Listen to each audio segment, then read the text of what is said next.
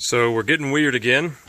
Gonna clean out the fuel lines in the Corsica, which is the car I'm gonna hopefully use for a gambler here pretty soon. So I've got some pretty interesting things going on. This car sat for a long time and the fuel tank was destroyed. Fuel filter and fuel pump were also toast, no saving them. So I'm afraid that the lines probably aren't in very good shape on the inside. So I've got the fuel lines disconnected and we've got a fuel pump sitting up here. And what we're going to do is run a fuel cleaner through the entire system continuously to get all the rust and stuff that I think is in the fuel lines out. So we've got a line running here from the return and then a line from the feed running here. What I'll do is fill this full of seafoam. I've got a whole bunch of seafoam that I make myself, so it's a lot cheaper. And what's nice is this has 2 filters on it. So it'll filter out all the nasty stuff as it turns. So what we had to do in the rear, let me see if I can show you down here. Right up in there, that shiny black hose connects the return line with the feed line.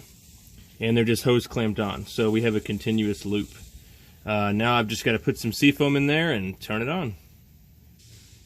Okay, we've got some seafoam in there, and I've got these leads connected on almost every fuel pump.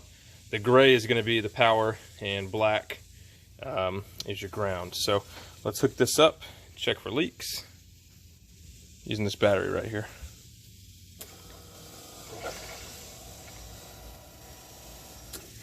Alright, fuel level is going down, so we're definitely getting fuel into the lines. And I can see fuel circulating in there. Let's check for leaks back here.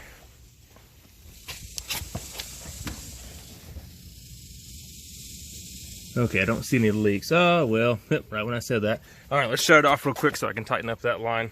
But anyway, I'm gonna let this run here for a good bit and get all this stuff cleaned out.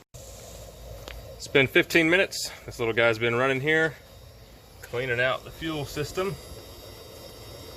Or at least the fuel lines. Pretty dirty in there. I'm not sure how much the filter got, but it's definitely a different color than when we started. And this fuel pump was new. So you don't have to use a fuel pump. You could use any kind of little pump. Fuel pump needs to be partially submerged to keep the pump cool. And it was nice because this one's got filters on it, so it can catch all the crud that we're breaking loose. You know, just happen to have one laying around. But you should be able to make this out of some other kind of stuff.